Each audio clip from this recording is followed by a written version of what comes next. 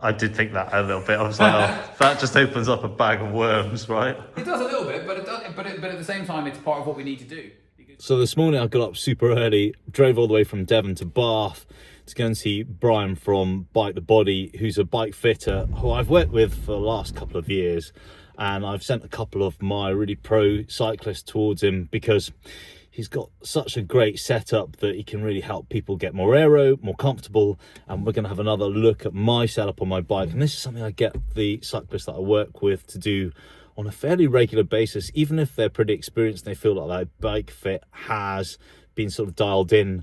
We change our shape a fair bit, we change our power, and it's always good to revisit it, make sure that things haven't moved, and if there's any new things we can make a shift change on to make us a bit more aero, more comfortable, and yeah, as I say, put a bit more power. So it's going to be exciting to see what he has to say this time round. Just put the BMC onto the rig, and we've looked at the old measurements versus what's on there currently now, and I've changed saddle. What did you say it was out by?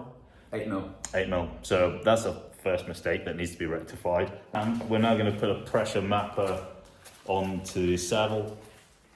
So that's so we can look at your interaction on the seat, look at where you're distributing your weight, look at your pressure, look at your stability, and how you're kind of balancing your weight from side to side as well. So it just gives us a little bit more insight to how you're interacting and how supported you are by the seat. It's the next day, and yes, I know this is a bit of a pattern interrupt, but I've been looking at the footage and editing it, and I thought what I'd do is give you guys some context. I'm keeping this next couple of minutes the way that we filmed it, with a few cuts in, because if you listen to what Brian's talking about, he's asking me questions and figuring out what the data's been giving him so we can make some really good informed decisions. And this is why I like working with Brian, because data matters, but so does what his cyclist says.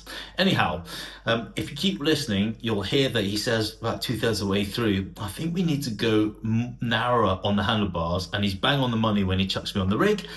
So look, let's get back into the video. What does the foot contact feel like in terms of pressure where you're pushing?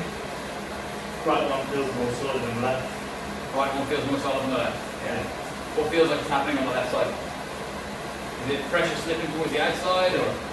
Yeah, it almost feels like my toes on the right flat and doing their job. Yeah. And on the left, it's like my big toes wiggling. Yeah. Okay. It's kind of what it looks like. You see kind of that, but it just kind of is wandering a little bit. That left side is a little bit more unstable, or there's a little bit of a shift to that side. The biggest thing we're going to test out from this perspective is getting you onto a narrower bar. We just need you on like a 38. Maybe, well, we'll try a 36 as well. But the difference you'll have in climbing stiffness out of the seat, when you get out of the seat on a 38, it's ridiculous. Really? How much better it feels? Yeah. It's so much stiffer. Like the stiffness goes up like this. Not like in terms of like when you're riding on the road, in terms of feeling stiffer. But when you move the bike from side to side, the stiffness when you go 42, 40, 38 starts to climb up that incrementally, and the bike just feels like, whoa. You will be shocked. Positive. You will be shocked at how much more responsive it is. Right. The first time you do it, it'll be a bit like, oh, that moved quicker than I expected. But basically, that'll be the first 2 revs, and then you'll be like, oh my god, I bloody love this. No doubt you should get on 38, possibly a 36. Definitely be on 38. The difference that'll make forward will be huge, huge. That'll be the first thing. And it'll just bring everything in a little bit more. Yeah.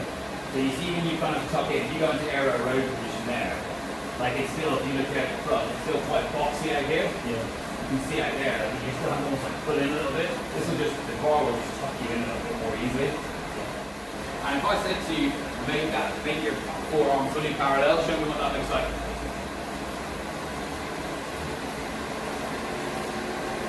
How does that feel for your body in general in terms of effort, tension, strain?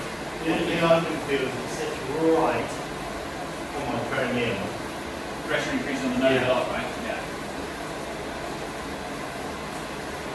So I feel like I can put power out, but they don't. But you're not going to sustain it because you're uncomfortable. Yeah. So over time you can hurt myself. Yeah. Which is probably why I find myself doing this a lot. Yeah, you're trying to just lift back a bit, and that's my question about the drop at the minute. Is like I'd almost like looking at this, you'd almost be like maybe 10 mil higher, and then your arms will just float out a little bit. Take a rest there, let's review this. You do some little adjustments on the cleats.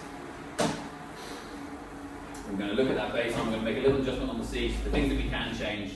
We spent a bit of time working on my feet for more even power distribution from the right to the left. So we experimented with some heel lifts and some cleat wedges. And we found out once we got that right, the power was really even, which was great, or as even as we could get it. And then we also realized that the saddle was probably partly to blame for my contact area, because I'm not that tall. I'm only 5'7". I've got fairly narrow hips, and the 40 saddle I had on the BMC was just a little bit wide, which was causing too much contact on the perineum, which is uncomfortable, and it was giving me a little rub. So quite an expensive saddle later, we fixed that too. I'm gonna look at my shoes, because Brian said that my left shoe is rubbing the crank. So he's gonna put some magic onto the left shoe, figure it out and see whether that gives me better power and stops me from rubbing that crank just fractionally. Let's see how that looks. If anyone wants to know where Simon keeps its money, it's in here. just a 20, just a 20. So basically what we're doing is we're taking out the insert that Brian's just put in, and we're putting a cleat wedge in instead to see if that's going to stabilize the left shoe, because I can still feel on the inside, on the right hand side, that my heel lifts up a little bit. So the contact and power going through the left hand side isn't as strong as on the right hand side, which we want it to be. Contact's much better there. I wouldn't say it's perfect, but it's not far off it. And it may be just because the proprioception of the foot is now feeling that wedge a little bit more. It's definitely not feeling like it's lifting. Yeah. So we've got a real shift in that weight bearing. We've taken that, okay, help up there. We've really dropped that pressure on that left hand side. Yeah, it feels like it too. So I'll show you something interesting here. So we go from, this is your initial video here, we go from where this foot still wanted to incline and tip a little bit, which is, you commonly see that with a more unstable foot, and then, you know, still a little bit of point through the bottom, and we go over here, and now we can see that as you come through the drive phase, look at you just stamping that foot right down and pushing through. That's a very different situation with your foot behavior, if you wanted to see them next to each other. Like, the power is totally different that you're able to apply through your foot. You can even see them if we just layer them side to side, what difference in your foot position is.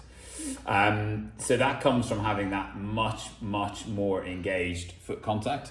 Yeah. Question now is, do we think we have that right foot doing as good things as the left foot is doing? I did think that a little bit. I was like, oh, that just opens up a bag of worms, right? It does a little bit, but at the same time, it's part of what we need to do. Because when we go through that process of optimizing where you feel a bigger problem is, you then suddenly feel like what's changed, and then you suddenly feel like what that foot feels and behaves like when it's connected, and think, oh, am I there on the right hand side? So I think we're really close with the left, probably close enough that we're going to stick with that for now. Yep. And then we might just get you back on the bike, ask that question for the right foot. See, do we need to make subtle changes to that side? Because it'll be a more subtle version of what we've done on the left. It won't need as much because it was already pretty good. Yep. But I think we could probably elevate it a little bit and then stop, and then we'll get you on the jig. So let's get the angle sorted on this first. And then we know we've basically matched exactly that reference point of the seat. There we go. So that's the seat. And as that starts to come across the top of the bar, we know we are right on top of the center of the bar. So what we're doing here is testing out the different crank lengths. So we've shortened the cranks by 10 mil and we've raised the seat to compensate for that. We're going to do some pressure mapping just to test the differences and then see which one is working best.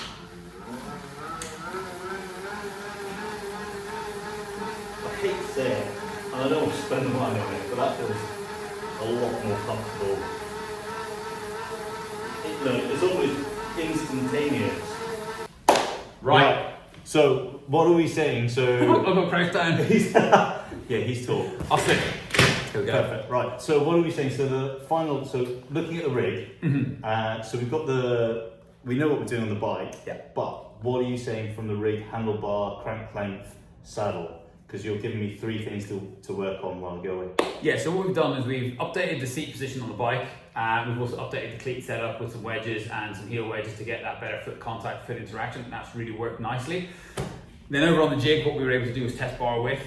We found that 38 was working really nicely, with 36 then started to get you a little bit squeezed, so we're going to stick with the 38, so that's going down by 2 centimeters from 40. And then on the crank length, we tested you down at 160, where we just found much better hip stability. So we're going to work on getting a shorter crank, and we just need to make an adjustment of your seat height for that. So those are the two big changes. The other thing that's a future piece is looking at your seat, something a little bit narrower to get you to sit back a little bit. What did you say again? So we're going from the current saddle, aiming for, so currently on the bike is a 143. And we're going to look for stuff in the 130 mark. So the ones I've suggested, you can try the Power 130, so the same style seat but a 130, or the Boost SLR S3, which is also 130mm. So those are the two we want to try. Perfect. Brilliant. So that's, when people say, do I need a bike fit? Always, yeah. There's always benefits to be found. There's always gains to be had, and I think there's some really nice things that we're going to see from this as well. So I'm really excited to change those and see what it feels like in Mallorca. Righty, let's wrap this video up. If you haven't done so already though, hit like and drop me a follow. One thing's for sure, getting a professional to look at your bike fit is going to improve your power output for less effort. And if you're spending a lot of time training your bike, you'll want to make sure that you're eating the right foods to get enough power to keep turning those pedals round. A lot of cyclists make this nutritional mistake. Now luckily, I've got a video that's going to fix that right here.